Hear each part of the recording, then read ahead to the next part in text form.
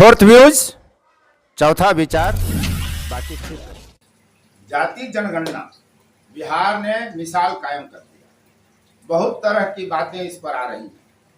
सवाल यह उठता है कि क्या जाति जनगणना से जिस तरह से कहा जा रहा है, लालू प्रसाद यादव ने कहा कि जिसकी जितनी हिस्सेदारी उसकी उतनी भागीदारी होनी चाहिए।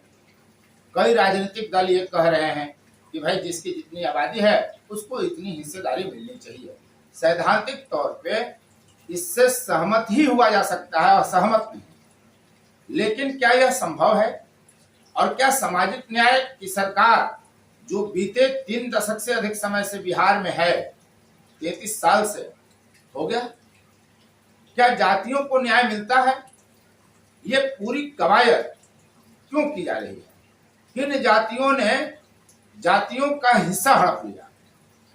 कौन जातियों के साथ सामाजिक न्याय हुआ आजाद भारत में और कौन सी जातियां पिछड़ती चली गई? हम इस वीडियो में यह विश्लेषण करेंगे और सवाल उठाएंगे कि क्या महागठबंधन की सरकार, क्या भाजपा की सरकार, क्या तमाम राजनीतिक दल ऐसा कर सकेंगे जिस रास्ते चलकर तमाम जातियों को न्याय मिल सके, हिस्सेदारी मिल सके? कतई संभव नहीं है।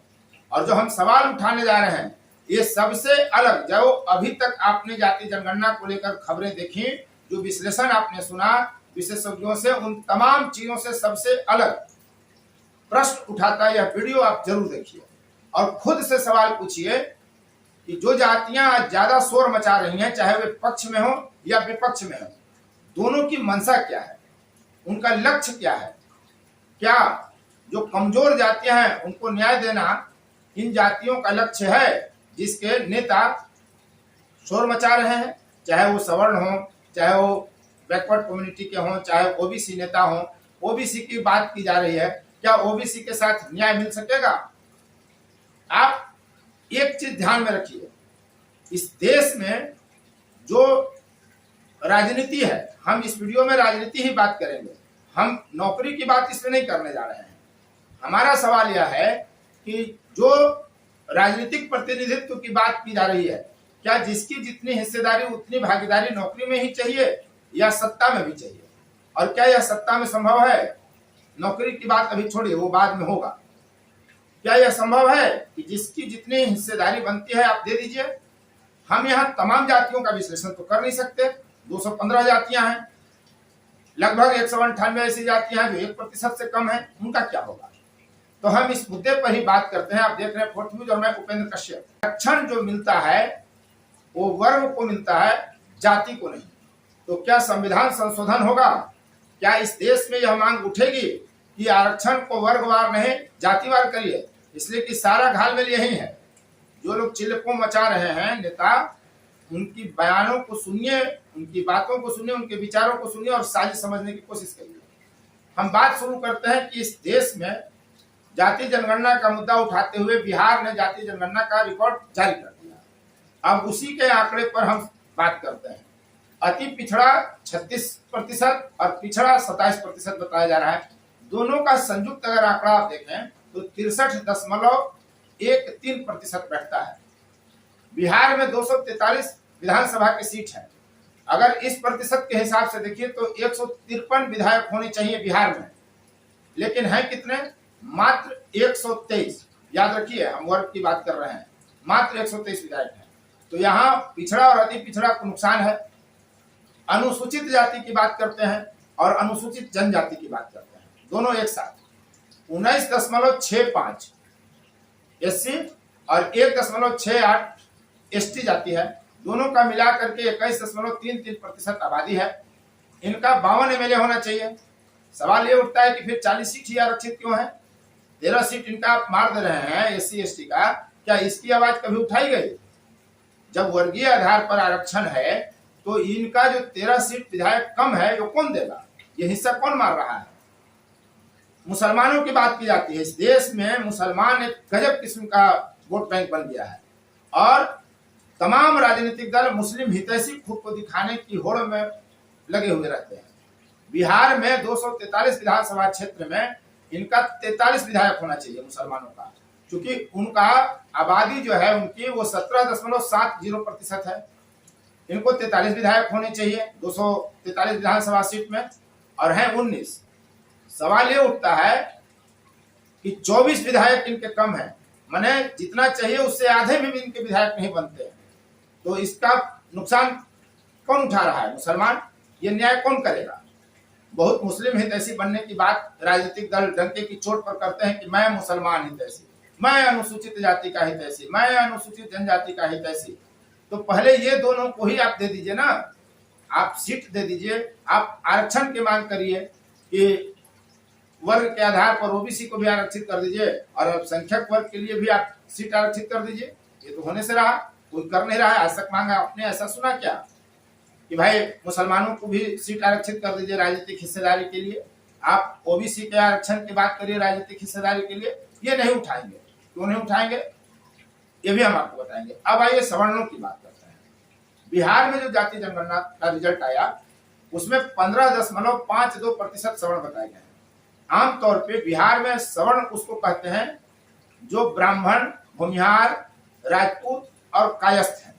लेकिन इस सवर्ण बिरादरी में मुसलमानों की भी 3 जातियां शामिल हैं, शेख, सैयद और पठान। यानी हिंदू मुस्लिम तमाम मिलाकर के 7 जातियां सवर्ण है बिहार में, जिनकी कुल आबादी 15.52 है। इस हिसाब से अगर देखिए तो इनको कितना सीट चाहिए था? मात्र 38 विधायक होने चाहिए। सारा खेल समझ जाइएगा।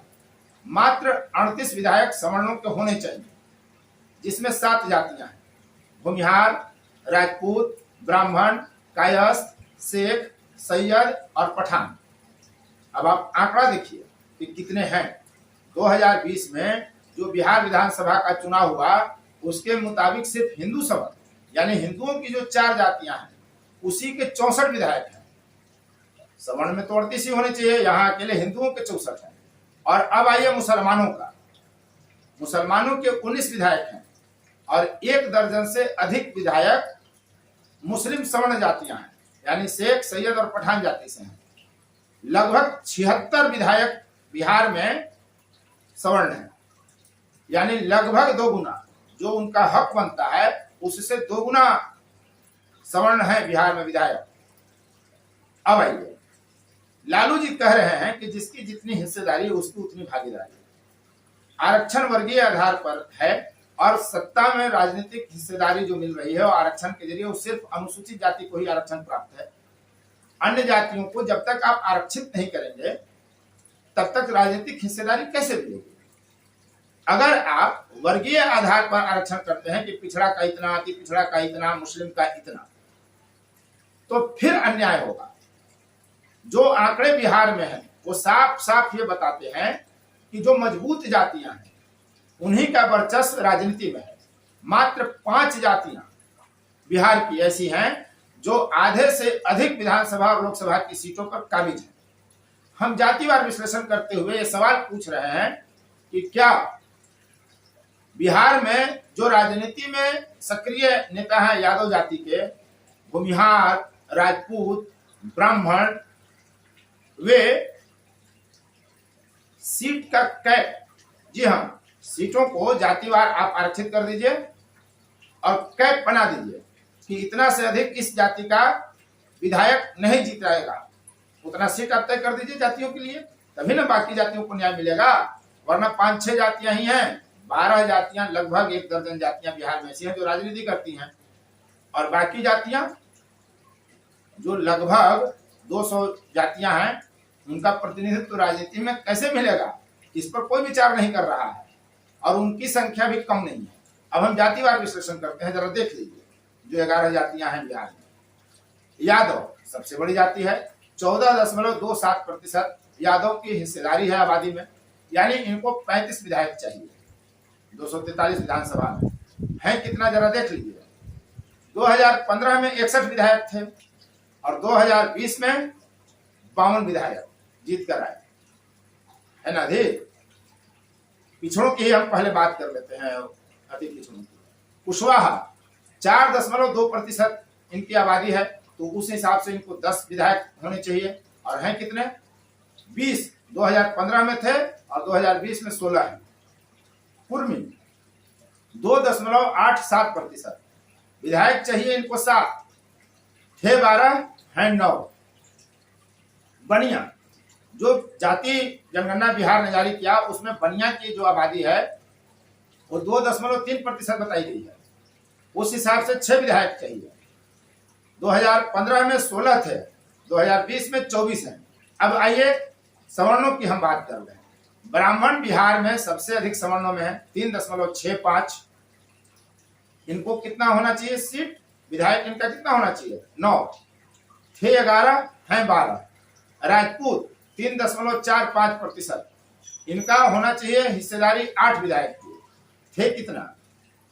चौंक जाइएगा ये आंकड़ा। सबसे अधिक नुकसान राजपूत, भूमिहार और यादव को ही है।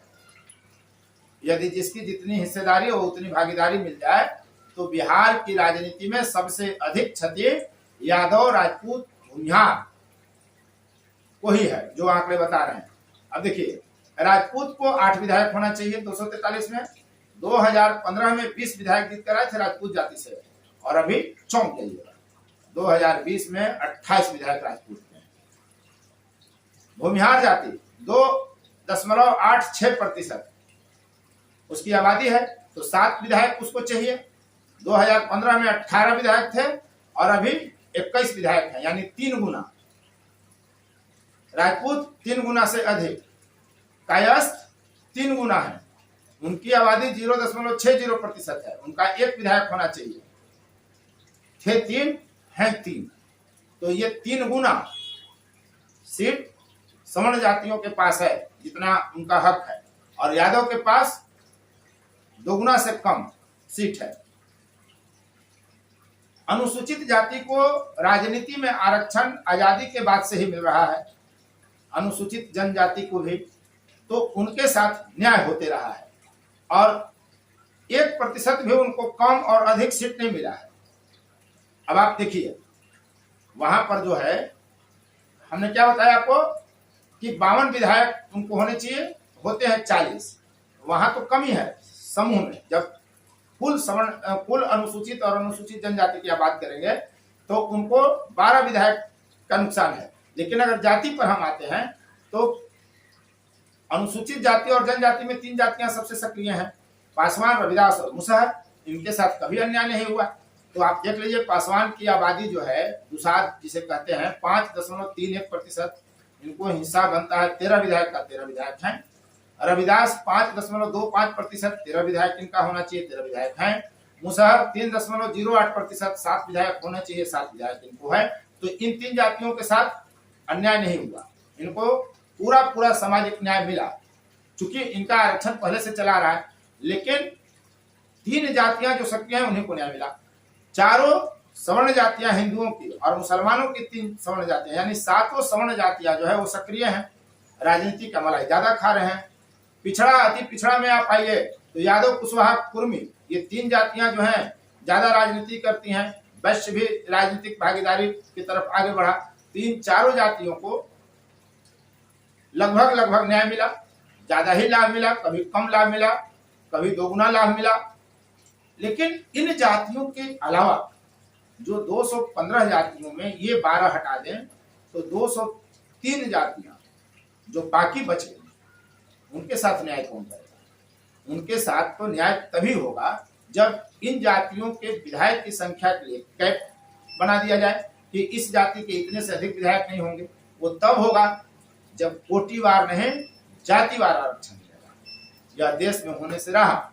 और सवाल पूछिए उन तमाम नेताओं से जो कह रहे हैं कि हम इस जातीय जनगणना के आधार पर सामाजिक न्याय करेंगे, जातियों का न्याय करेंगे। ऐसा कुछ होने नहीं जा रहा है, यह आप तय जानिए। ये सिर्फ राजनीतिक शगुफा है, राजनीति की जा रही है। जो राजनीति में मजबूत जातियां हैं जनसंख्या के आधार पर, उनके साथ कभी अन्याय नहीं होता, और जो कमजोर जातियां हैं जिनकी संख्या कम है, उनके साथ अन्याय होते रहा है, अन्याय शायद होते रहेगा। धन्यवाद। आप देख रहे थे फोर्थ व्यूज और मैं उपेंद्र कश्यप। फोर्थ व्यूज, चौथा विचार, बाकी फिर